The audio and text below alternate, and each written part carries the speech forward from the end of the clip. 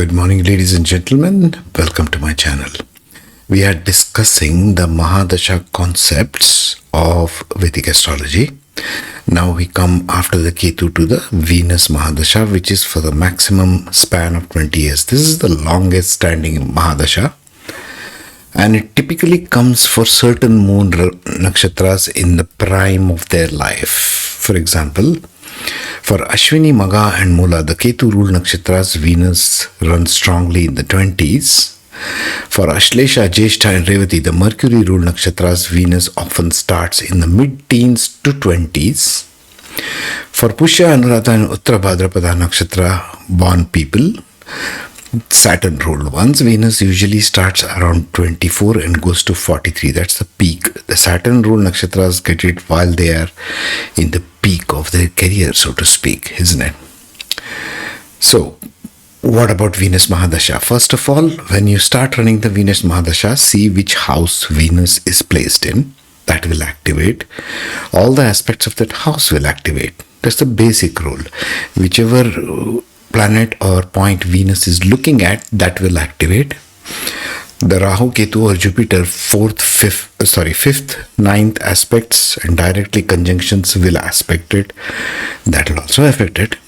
All of these things will affect it, isn't it?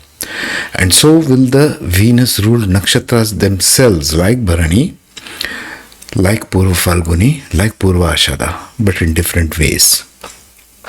This is a period of pleasure, so to speak, of relationships, marriage, wealth, art, prosperity, lots of wealth. And this, to me, is ironical because the highest exaltation of Venus is in Pisces. Whenever you think of Venus, think of Pisces, think of Mahalakshmi, but she is pressing the feet of Vishnu, that is Pisces. That means the highest exaltation of any wealth, whatever you derive as wealth, as abundance in terms of money, wealth, even all your clothes, even all your refined food, whatever clothes you are wearing is a refined form of fiber, isn't it? So everything that you have, the Ashta Lakshmi as it is called in the Vedas, is Venus. So that means to say it's Dhanya. It's okay, not just dhan, not just wealth. Dhanya means all the grains, everything that you eat, the produce, the final fruit of it, whatever you eat. All the pashu, all the animals. Earlier they used to have animals. These days we have got away with it with machinery, but never mind. Venus, if you want to take care of Venus in your chart, in your Mahadasha, ironically what you have got to do is donate. Not keep wealth to yourself. And this secret is known to all the big shots, all the billionaires, millionaires everywhere. They keep on donating to causes, isn't it?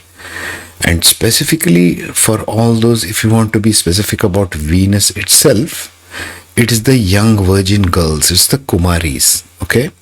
So go and donate every Friday during the Venus Mahadasha some clothes, some food, something.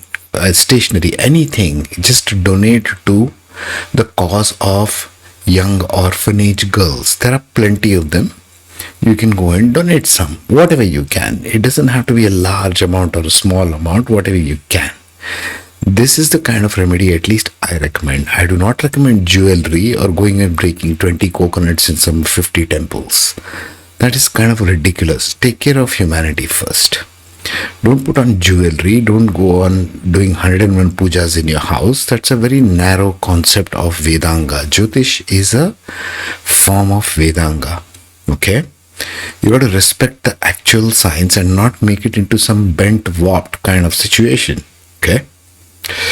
Element of Venus is water plus earth. It is the refinement of moon is Venus. It is Shukra, it is semen, it is your eyes, it is your kidneys. All of these things, even your reproductive organs. So if any of these things is giving health-wise trouble, watch what you eat with good intention, donate food, that's a good remedy, and drink water with intention that says, let everything be okay.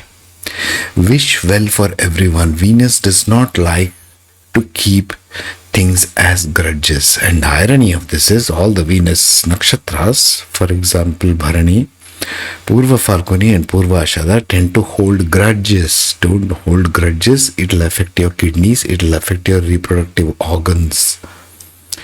Be very careful how you handle Venus. Shakti is very, very powerful, far more than the male counterparts, by the way. If you're doing Shri Sukta, do the Shri Sukta, recite the Shri Sukta every day. That's also good during Venus Mahadasha. But you know what tends to happen, isn't it? People just want money and bank accounts and they forget all these deeper meanings of life that Vedas actually teach us through Jyotish. Anyway, the guna is rajas. That means it is highly materialistic, highly energy movement is in the passion because it is Venus. The caste is Brahmin because it's a Brahman planet, isn't it? I have covered some in the shorts. I shall cover probably later. Right now, let's just deal with Mahadasha. The chakra is sacral or your Swadhisthana, just after the root. So it is everything, that's also a water element. So everything to do with artistry, with aesthetics. Participate in artistry. Play some musical instrument. Ma Saraswati is there. Play some musical instrument. Learn something artistic in this Mahadasha. Don't just say, I want bank accounts. Okay? That is a sick way to live. And we as humanity need to change that. The psychology is of desire, creativity, and attraction. Everything to do with the sacral chakra. The life themes that will follow in the Venus Mahadasha is one of love, is one of beauty, is one of luxury, is one of marriage, is one of abundance. All the good things that people desire but don't know how to give. This you have to understand. The way it is interpreted in the popular parlance is very incorrect in my opinion, and it does not reflect the wisdom of the Vedas. People have manufactured their own versions of Venus and are going around promoting some trinkets, bells and whistles like jewelry. Entire jewelry industry is a scam because of this. You see front page headlines of jewelry. Venus is not just jewelry. And all these life themes that you see of Venus, if you want to really look at it closely, love, beauty, luxury, marriage and abundance. In all these areas of life, whether Venus is Mahadasha or not, you need to learn to give what you can. Just learn to give first. It is not about you taking something from the other. You need to give love. You need to create beauty. You need to create luxury. Maybe even in the external.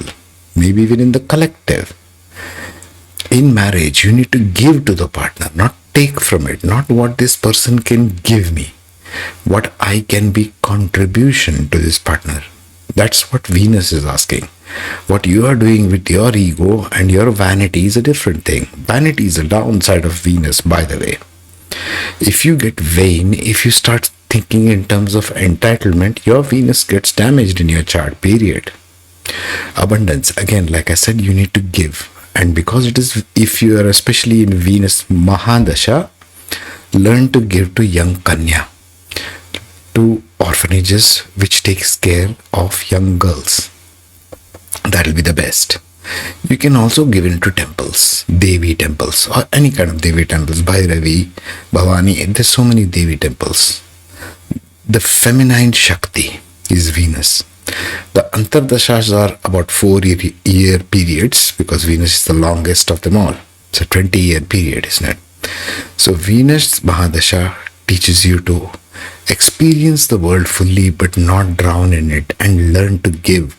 Highest exaltation of Venus is in Pisces, the house of donation, the house of Mahalakshmi, where Guru sits in. Pisces is ruled by Jupiter, highest exaltation of Venus. Both Brahmana planets. Think about such kind of things.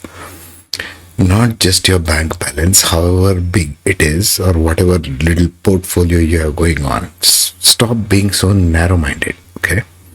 Don't get into all these jewelry scams that they are just trying to promote. You don't get Venus properly in your chart if just by hanging around the most expensive gold or some kind of a metal or gems. No. then you haven't understood the Vedas. Then you might as well trash this whole thing and get on with your drama. Okay? Please understand, Vedas and Vedanga is one of the limbs of it is Jyotish. It teaches you how to live properly first, not go around your own drama trips. Okay? I will see you in the next. Take care. Be safe.